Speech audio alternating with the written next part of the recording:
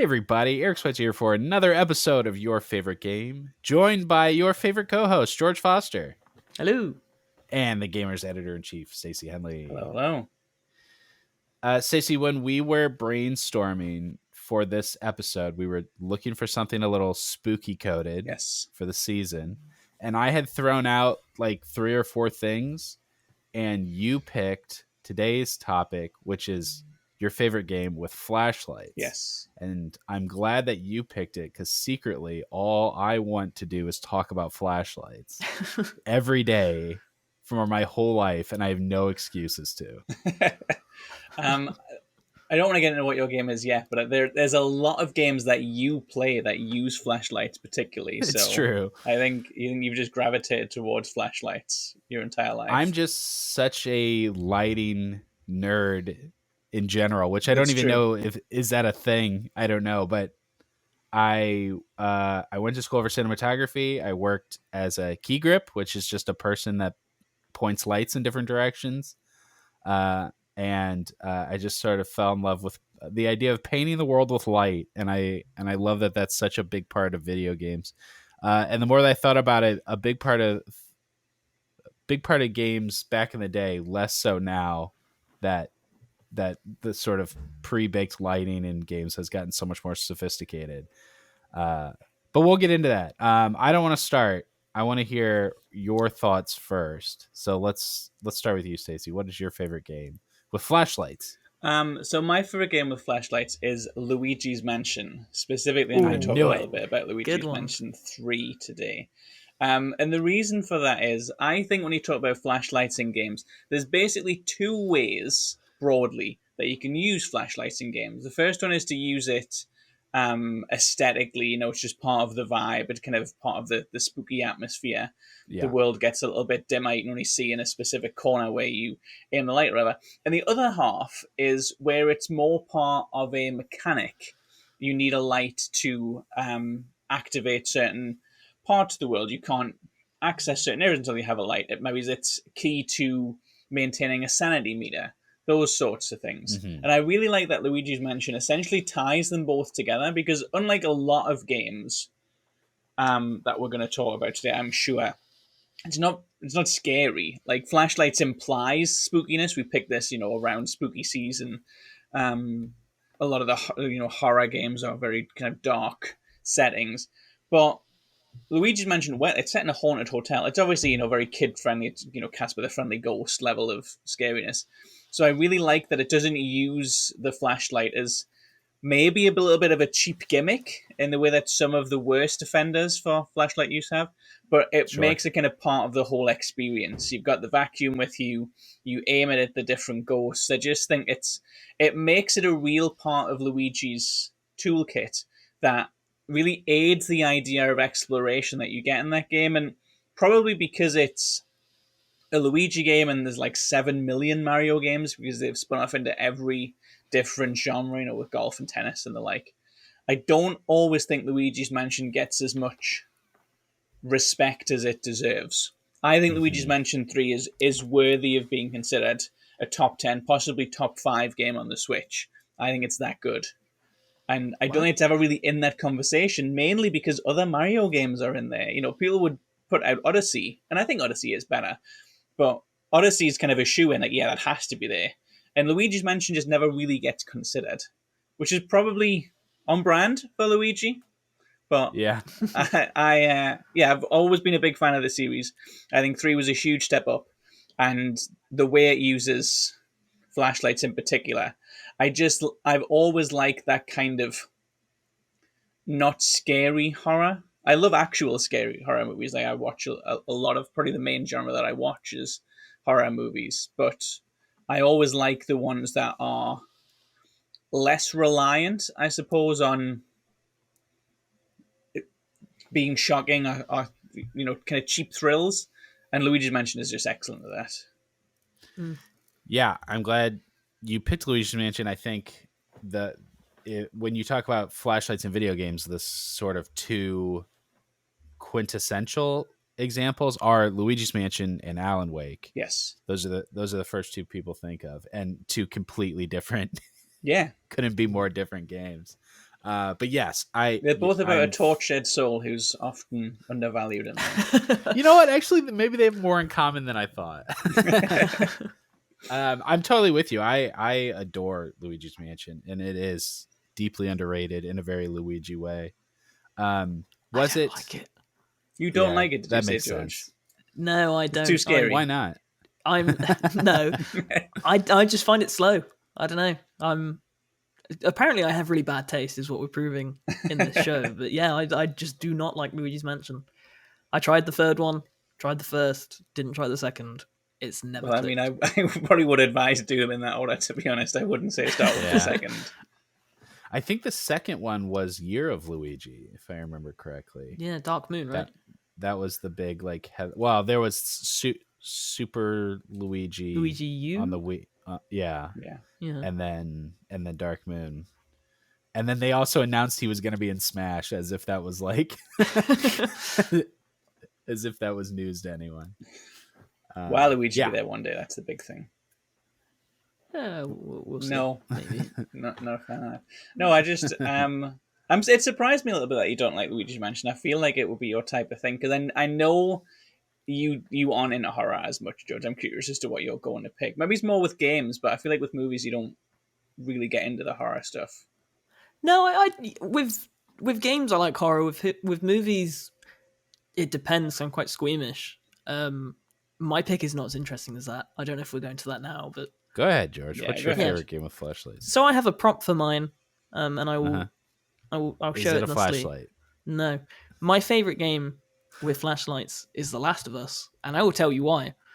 This magical device, and it's not specifically the Astrobot one, but I love it. This is really basic. Such a this Sony is what came shell, to by the way, mind. that you have the Astrobot controller. I like Astrobot as well. That has a cool flashlight. That's like runner up, I guess. There's no way Astrobot's runner up for best flashlight. If you want to justify it, fine.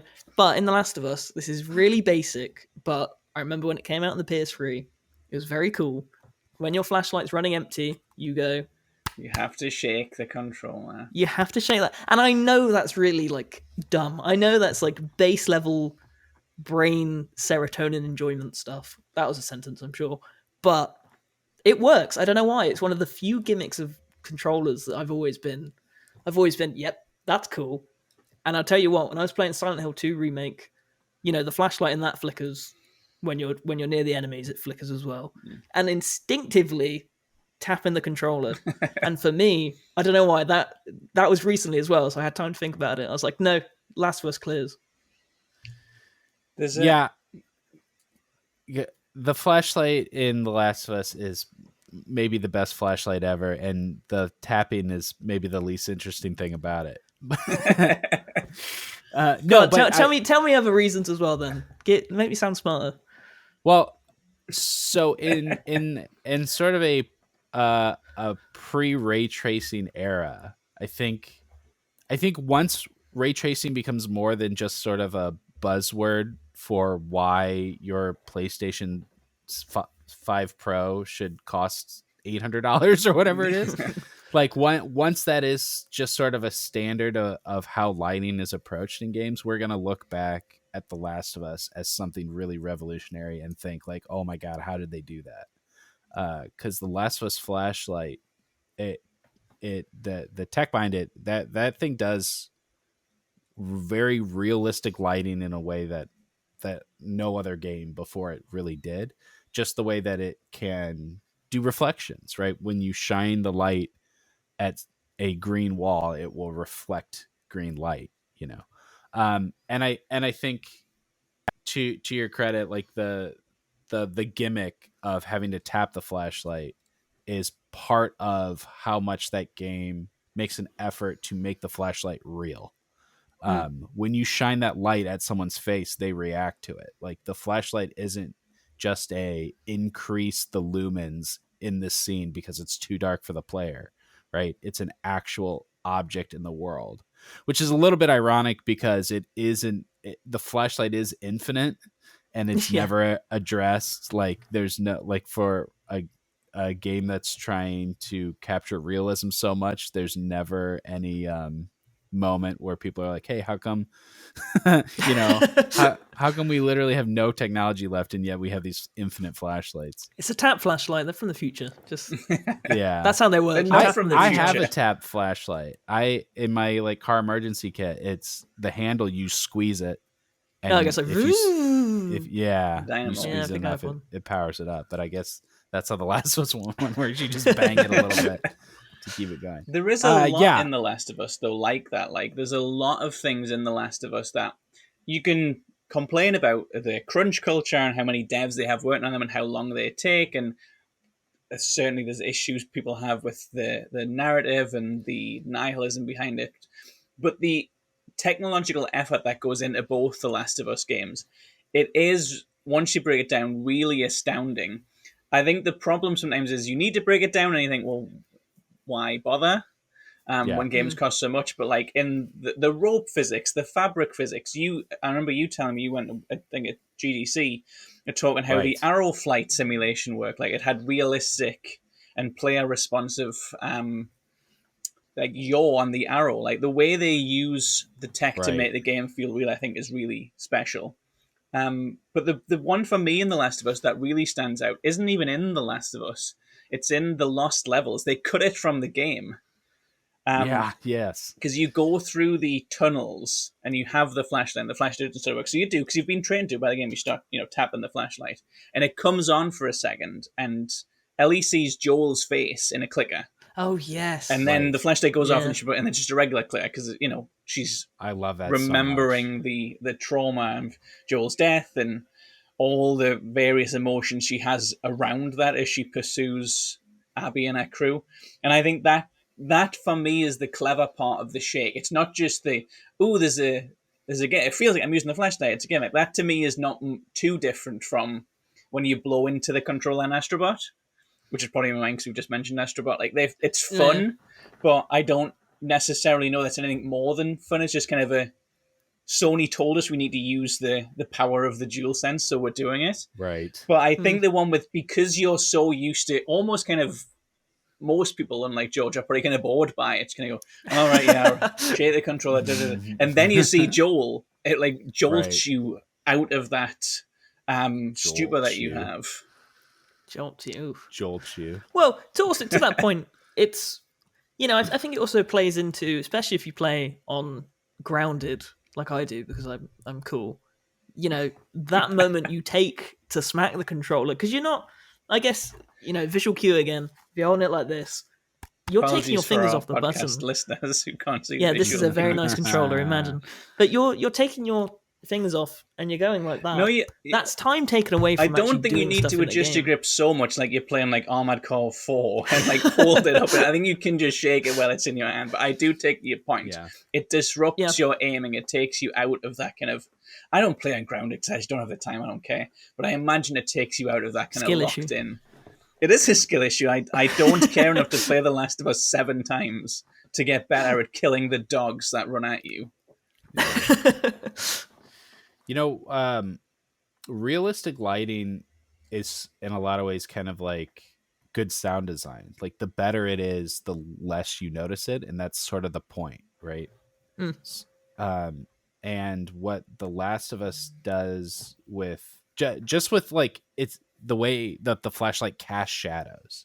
You don't really think about that when you're playing it. You might not even notice it if you're not a certified lighting nerd. But that's not a normal thing, especially for a game in 2013, right? Yeah. Like, in fact, I didn't even remember the detail that everyone loves. Like you say, when you shine at someone's eyes, they go like that. Like I think The Last of Us was the first to do that, and that's I didn't one of those remember. things you do notice, right? You notice hitting the flashlight, you notice shining it in people's eyes, and they react. But you don't notice that when the flashlight hits a corner of the bookcase, it's going to extend a dark shadow against the wall next to it. You really are a lighting nerd. I didn't know if that was just a bit. Yeah, sorry. No, I think it's interesting. There's loads I like it in The Last of Us, and there's lots of scenes deliberately that a little bit. I guess like the first point I was making, that some games just use it as a aesthetic to go with the horror vibes. There's a lot of scenes in The Last of Us, particularly I think the first one, not as much the second, where they don't need to be dark. They just are to kind of sell the post-apocalyptic stuff. There's a one, I think it's actually in the second, when you go into the library and there's an old PS3 and there's Uncharted there. Like, the lights just should work in that scene. I can't remember the exact connection. Maybe going to generate around, but like that scene is creepy because you only have a flashlight, and it's very. I don't think it's a combat encounter. It's just a vibes moment. And I think Last of Us uses it really cool. I thought you were going to say, Stace, the point in The Last of Us Part 2 where Ellie and Dina are in the subway and you're in that tunnel and there's the red lights everywhere, like the flares. The red lights in the subway is really cool. And I think in that you kill someone with a flashlight at one point in that, don't you? Is it a flashlight you use? Or is it a pipe? I think it's a pipe, but that is in the red tunnels as well. Yeah. I know which scene you mean, because that scarred me. Nora? Nora. The leader of she's someone to do the WLF. One of the wolves, yeah. One of the baddies until you play. Well, that's kind of the whole point of the game. Cycle of violence, I know. Good pick, George. This is going to be the first time that I have to go with an alternate, because that was going to be my pick too. That surprises me. I would have bet on you. Well, I see what your alternate is. What is your favorite game with flashlights? So, since I'm picking an alternate, I actually have, in this case, a little bit to say about a lot of games. But I do have to pick one. That's the point of the show. So, my favorite game with flashlights is a game called Visage, which I know neither of you have played. No, there's absolutely no so I'll keep it a little brief, but I've been thinking about this game. I think about this game a lot every spooky season. You wrote about this recently, so I do know I did. Entirely I wrote about this game recently. Feature. Go ahead. Sorry. Visage is a PT clone, and it came out. It actually came out about 4 years after PT, but it was. I've played this. I have played this. So we both know it. Yeah, we talked about it. We both know this game. Yeah. Inside Out. All right, good. There were a lot of PT clones out there, a lot of games trying to fill that Silent Hills gap, and I think this one really did it. Really nailed it. Nailed what people thought that they wanted Silent Hills to be, I think, and just sort of captured what was so cool about PT. The flashlight specifically, this game does those horror tropes, those flashlight horror tropes, so perfectly, in a way that, tropes can be, by their definition, overwrought and sort of make your eyes roll because you've seen it so many times. But in this case, it's done so effectively that even though these are conventions of horror, they are still terrifying. It does the old, there's a shadowy figure, and when you point your light at it, they're gone, and it does the silhouette, a solid object in a room that's kind of creepy, and when you point your light at it, the shadow that it casts of that object is even scarier than the thing itself, because now it's magnified. And throughout the whole game, it's like they're considering how things are presented, but then how they're presented by the flashlight at every moment. And it's a truly terrifying game. I think it might be the scariest game I've ever played. I've said that before, and the more I think about it, like it's the game that scared me the most to play, to the point where I wouldn't even play it alone. I had to have like friends play it with me. Did you play it alone, George? Did you finish it? It's very long. I did finish it because I think I reviewed it for a site long ago, but I remember specifically pausing it during intense scenes to catch my breath. Like, it wouldn't come to mind. In fact, it didn't come to mind at all as like a scariest game. But now I think about it. Really? Well, no, I just forgotten it. But now I think about it, the whole experience was like, do I mute the TV to make this bearable? Do I pause? So I definitely see what you mean. I can't play this game at night. I can't play this game alone, kind of thing. You gave it a 7, by the way. Yeah. Hey, that's stands. Yeah, that's stands. It is very long and too long. Too long. I'm like, a lot of people say they can't get through this game without guides because the puzzles are so arcane at some points. George's criticisms were some of the puzzles rely on random items and a lack of direction. See, I don't even remember. Like, I was just going to say, no, I think I remember them being fine, but apparently I didn't. You do all say some entertaining puzzles make you feel smart. It's true. Well, it's genuinely terrifying and tense, according to George. Please don't read my review. This is a younger George. You all saw from the controller I'd have smarter things to say if I talked about it now, you know? I've closed it. This game, if you don't know this game, it begins with a guy killing his whole family and then himself. Good start. And then he is a ghost trapped in the house where the crime was committed. And as it turns out, many such gruesome crimes have been committed in this house. And you are reliving 4 different episodes, 4 different stories of horrific murders that have happened. But in a surreal, twisted, reimagined way where you're sort of dealing with the ghosts that have been left behind. It has all that ooze, right? Like symbiote ooze everywhere. It does that. Yeah, that's what's bringing it to my mind. It does like a MC Escher like deconstruction of the house where you're walking upside down on stairs and stuff. It has a lot of really cool visuals, and I think that the flashlight is a big part of that. But I have so many other games I want to talk about too. Should we do the roulette? Honorable mentions? Yes. Yeah, I don't even think they're honorable mentions. We always talk about just like flashlights or whatever the thing is in games in general. So we need to. There's a lot that I've written down that I wouldn't have picked that I think are pretty cool uses of flashlights. Right. So of course we got to talk about Alan Wake. Yeah, which is what I thought that was obviously thought you were going to pick. Yeah. I'm shocked that we agreed on one, even if they're for wildly different reasons. Alan Wake is one of my favorite games. Its flashlight is such a gimmick. I mean, it's a core mechanic of the game, right? Yeah. And as a flashlight, as what a flashlight is supposed to be, it's not that interesting. Yeah, I think that's fair. Yeah. But as a weapon, like as a, I guess, shotgun, right?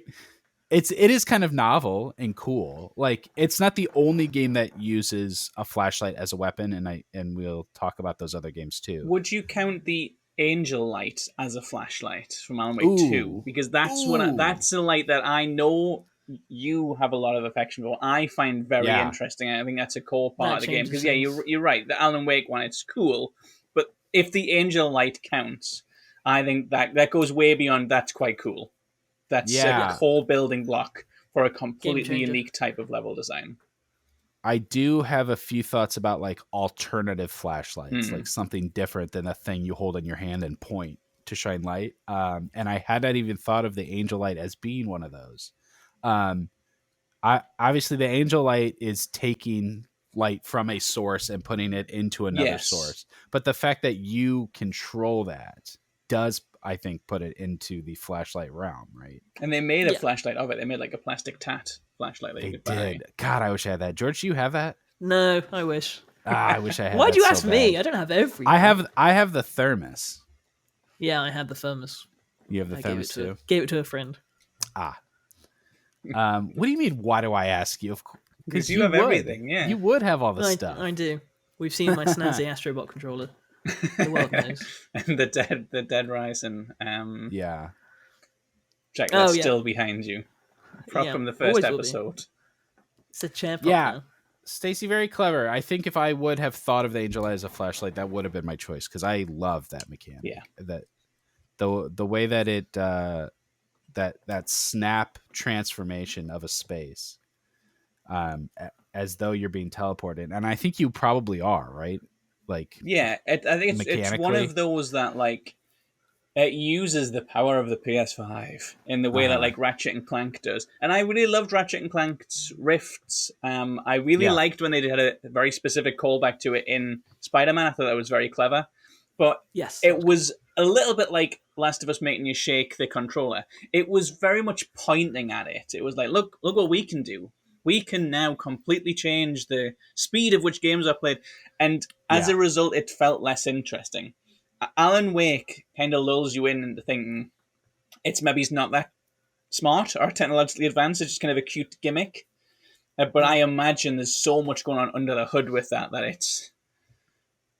it's not just an aesthetic change. Like it's like a maze it's like two mazes on top of each other, and at any point you can choose which level you want to walk on. And I think that's so clever to do.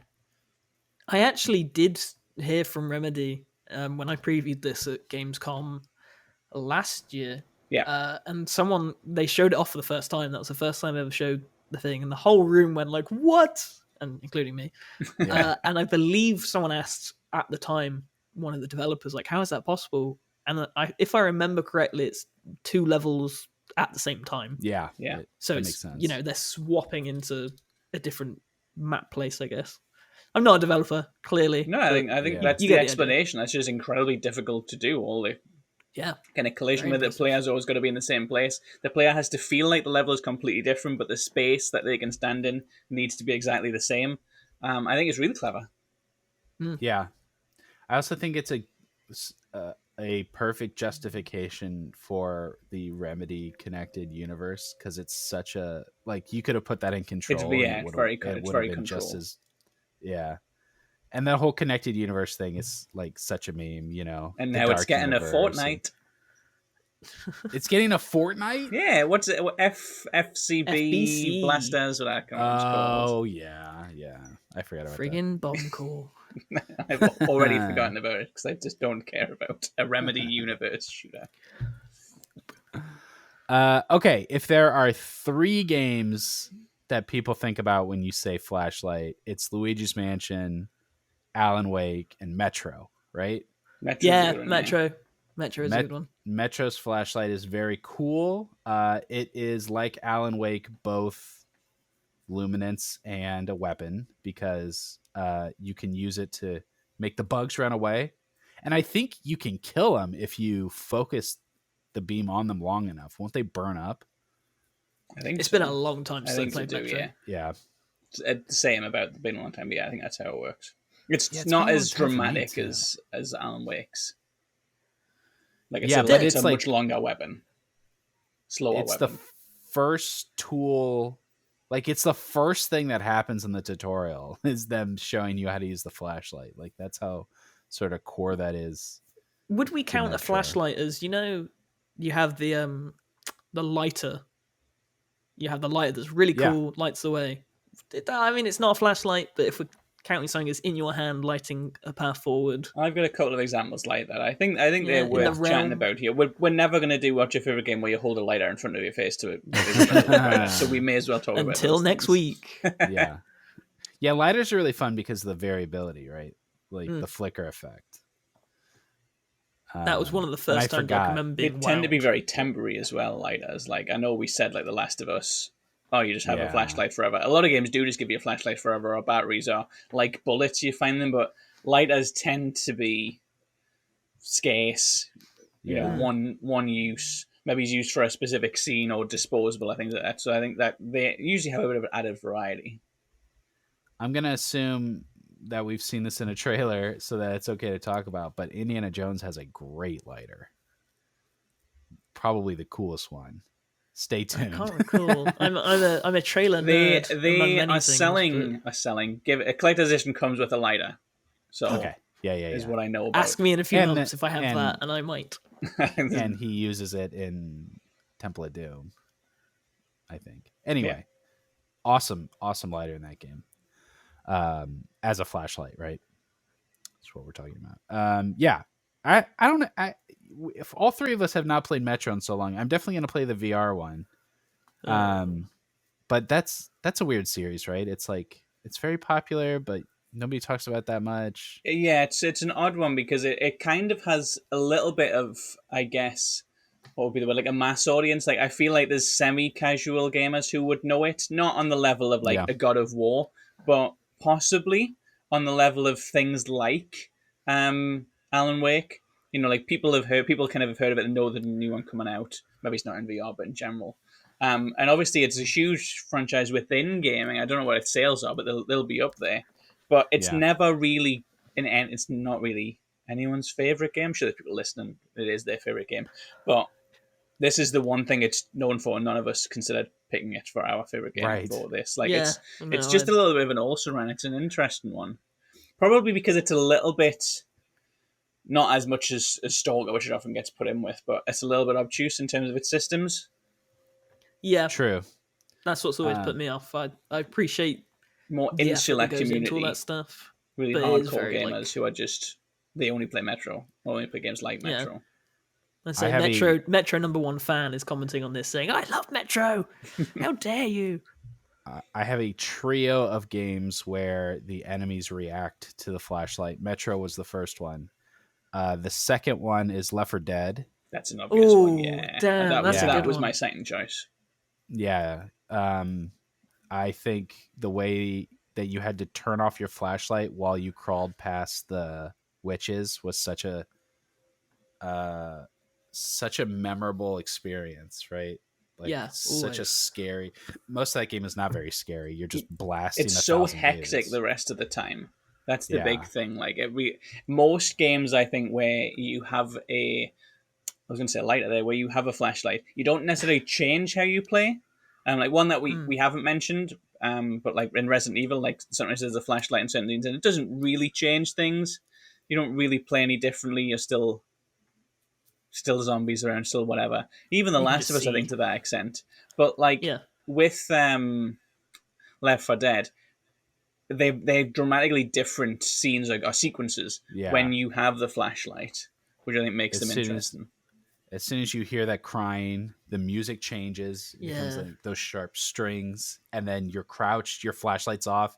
You and your friend stop talking as if she can hear you. In real life, you sneak past her. So good. God, Valve, make games. Come on. But even like, I know, right? Sometimes hordes, like when you're, I don't remember which level it is, but there's all the cars. You don't want the alarms to go off. You're like kind of crawling between the cars, and there's so many zombies standing around, and they'll react to the flashlight. So there's like other times where you want to turn that light off to sneak by dudes instead of blasting your way through everything. That one's so cool. The third one, which no one will remember but me, but Metal Gear Solid 4, only 4. You've got a light on the rifle, and when you point it at dudes, they like get flashbanged. I think that's so interesting because one, it's such a Kojima thing to do, but two, no other game does this. No game like makes the enemies like get flashed when you shine a light in their eyes, and that's what happens when somebody shines a light in your eyes, right? No, even Metal Gear Solid 5, that feels like something that would translate over. Wow, that sounds very Kojima though. I don't remember that, but I believe you. Yeah, I love that. I love when there's stuff in Kojima games where you're like, oh yeah, that is what would happen. How come other games don't do that? And then you go back to the story. It's like, oh, this wouldn't happen. Oh, that wouldn't happen. Yeah. Here's the nonsense. Okay, if there's 4 games people think of when you talk about a flashlight, it's Luigi's Mansion, Alan Wake, Metro, and Doom 3. We still haven't got the one I was going to mention. Infamous flashlight. But you agree with me, though. Yeah. Okay, Doom 3's flashlight. Everybody knows the legend of Doom 3. Doom 3, many years after Doom 2, completely different genre. Like survival horror game instead of a shoot 'em up. Nobody wanted that. But not a bad game. Not a bad game. Not a bad game. But the thing that everybody near points the to of the Doom games. Oh yeah. Yeah, the worst Doom game. Yeah. The example everybody points to is how that game ruined Doom was its flashlight. Because you have to put your gun away and take your flashlight out and move around in the dark. And then when a monster pops up, put your flashlight away, take out your gun, and shoot into the dark and try to use the muzzle flash to see what you're shooting at. And it's awesome. It is so effective. That sounds so cool. Yeah. It's so really effective and so bad for Doom. Yeah. That game has a very famous mod called the duct tape mod. Yeah. Which is the idea that somewhere on that space station there was a roll of duct tape. And you were able to put the flashlight onto your gun, which hilariously became official in the BFG edition, the Game of the Year edition. Oh wow! They put the flashlight on the gun. Yeah, I didn't know that. Yeah. Why? Sorry, why did it get a Game of the Year edition? It's not a game. It's their BFG edition, right, okay. where they because it comes with the DLC. Right. Right. Okay, cool. But who would know what a BFG edition is unless you're a Doom person? Yes, Doom 3 gets a bad shake, but I totally get why. I still think it's a really cool game.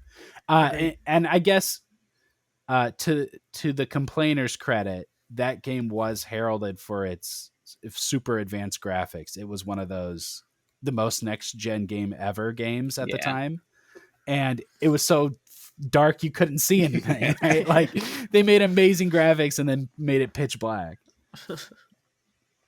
Maybe they didn't make amazing graphics. Maybe they just claimed they did and then made it. If you could see them, what I really like about that one, that flashlight, is they're going for hyper realism in that game, and that has the very traditional lamp style light where it's dark in the center.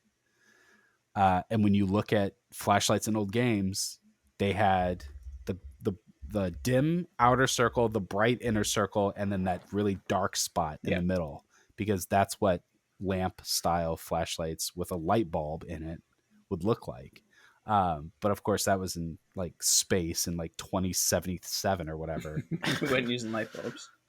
Right, they'd use LED lights. And now like more modern games have LED flashlights, so that's kind of interesting. It's just sign of the times. I don't know why I'm surprised to learn as much as I am about lights today. I probably should have expected that. George is saying he's never heard of a light bulb before. He's like, what? Yeah, like, wait, flashlights have light bulbs in them? You don't just use your phone? Your flashlight on your phone? I'm surprised actually we've not seen a game. I don't think we've seen a game use the phone flashlight thing. Bodies last year, the movie, used the phone as flashlights idea really effectively. I thought we haven't really seen a game pick up on the kind of younger gen, like the reliance on a phone, not just in terms of, here's the apps you can use. I look through, if I'd games where we kind of look through messages and stuff, but using it as a tool is something that I think everyone does. That's done it at all is Until Dawn in the intro. And that's like so brief, and I think you never switch back to that. I think it's just for Emily and that's Beth. quite old. I might really, be making that up, but I'm pretty sure I remember that. They have the phones in a bit, because I remember them watching the video. Another game with flashlights. Right. Yeah, that is a really good point. I'm sure that exists in some indie horror game we're not thinking of, but some kind of teen horror should definitely do that. I feel like that would be in a Life is Strange. Not that that's a horror game, but that would be a scene in Life is Strange. Yeah, somebody using their flashlight cell phone. Hella flashlights. If there's 5 games with flashlights, Stacey, what's the one you're thinking of? It's interesting you said 5 because Five Nights at Freddy's. That's the whole deal, right? What? No, I should have said that. That's like I'm not a huge fan, but like its whole deal is you look around with a flashlight. And then mechanical animals jump out at you. I thought the whole thing was watching security cameras. Yeah, but you wander around a lot. Oh, you're in the room, and then when they're coming, you have to shine a flashlight to kind of say "go away." Okay, swap like that. I used to play it on my phone all the time. Speaking of phones, that's a good choice. That is my runner-up. Whatever I said was second is not. Sorry, Astrobot. I mean, Astrobot was a terrible choice, to be fair. No, Astrobot's one's great. I love those levels. I have to make a Half-Life segue per the usual. Half-Life's a really interesting one. So the first Half-Life, it has a flashlight on a energy meter, and when the light runs out, it has to recharge over some amount of time. And I feel like that was sort of a fairly common thing at the time. The first 2 Halo games, did that too. Yeah, people loved cooldown meters. Gamers don't have the patience anymore. Yeah. Just making the flashlight a mechanic, and they were like, well, if we're going to have the flashlight, it should be a resource management mini game. Sort of made sense for Half-Life because, like, if you were a coward and you kept the light on all the time, it would run out at the worst possible time, and you'd be in the dark with a bunch of head crabs, and that was kind of cool. Don't know why Halo needed that, and I guess Bungie didn't either because they stopped doing it eventually. But that's how Half-Life worked, and I think a lot of games modeled their flashlight after Half-Life. And then Half-Life 2 and episode 1 tied the energy of the flashlight into all, like it became a single resource, which was your suit, the like hem suit or whatever it was called. And so running, oxygen, like when you're swimming, and the flashlight all use the same meter. Ugh. So if your flashlight was on and you ran out of stamina, the flashlight would turn off too, because it was just 1 meter. Just very bizarre mechanic. But then idea. For episode 2, they show the flashlight breaking, and then they give you a new flashlight that goes back to the Half-Life 1. Like they recognized that was a bad choice, and then had to like diegetically work into the story. Why do they need to I don't respect that at all. That's such a stupid idea. Why do they need to retcon how the flashlight works? They had to retcon how the flashlight worked. It is very stupid. Yeah. But then the flashlight got better, so it's like right decision was reached, but that's a stupid way to do it. And then to wrap up Half-Life, Alex puts the flashlight on top of her fist. So you get to shine the... And that's so you can still grab, because it's obviously a VR game. So you don't want to have one hand that's permanently... So when you hold your gun, it's shooting out from underneath your hand. Right? That's cool. That is or cool. you can look around by pointing your hand around. But yeah, however you're using your hands to like grab stuff or whatever, you're always pointing the light, which is so cool. I love it. Alex is incredible. I will have to find a way to make an episode about Alex. Your favorite game that costs $1,000 to play because of the headset you need to buy for it. Yeah. Your favorite game no one can afford to play. What else? Dead Space. I had Dead Space on my list. Dead Space was up there. A cool one. Yeah. George, what are your thoughts? I just, I think to be more basic again, I just think Dead Space is so reliant on what you can and can't see that even the moment, across horror games in general, really, the moment you turn on the flashlight and that thing is there, just great. Yeah. And I think as well, what is it's the Ishimura, right? That it's set on. The ship, yeah. Yeah, like that is so poorly lit throughout most of that journey that the flashlight is just essential. Flashlight Night game does such a good job of revealing the horror because the environment is painted in so much gore that you don't see what's scary a lot of the times until you point the light at it, which is kind of a subtle inversion, right? Yeah. Like the light is your defense, You use the light to see your way to keep you safe, but it's just showing you what you don't want to see. Yeah, the more you look, the more you're scared. Yeah. Really cool. That was my list. You got anything else? I have one that I'd like to shout out, and it's for really stupid reasons, but Resident Evil 2 Remake, I'm not sure if it's in the 4 Remake as well off the top of my head, but I love that Leon actually clicks it when he gets out. It's just satisfying. It's just like one of those little things. Again, it's the controller smacking sensation. Apparently, buttons being clicked is my thing. Tactile. No, I like that tactile. Too. I like that a lot. It's a nice little detail, because usually they just go, like in The Last of Us and Silent Hill, for a game so focused on realism, most of the time it just flashes on. Like it's mind control flashlight. You've reminded me that I rabbit holed in my mind with that. I love Resident Evil 2's flashlight because it is so fake. It is so purely atmosphere, right? Like it is a bright circle at whatever you're pointing at, and then pitch black around it. It has zero ambience at all. But it's a nice click. Like when I talk about like ray tracing, changing lighting in such a fundamental way, like that's what we're going to lose unless they're very intentionally doing it the way Resident Evil does, for the sake of atmosphere. Lighting is so hard and it's so bad in older games that there is no existence of ambience. Like lighting is always like pre-baked, so all these games with flashlights, you just illuminate whatever you're looking at,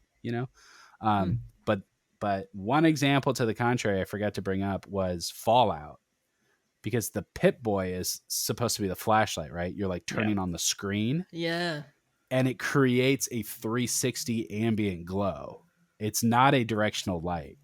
It's actually like increasing the ambience in the environment, which is rare for a first-person game with a flashlight, but it's very well done. I've never Anything liked else? the Pip-Boys mechanics. Just putting that out there. I always just struck as a me menu. I think it's just quite a clunky thing. I love it. Never been I'm not into even it. a Fallout person, but it's like base level. Oh, I'm doing the thing, and it's actually like a.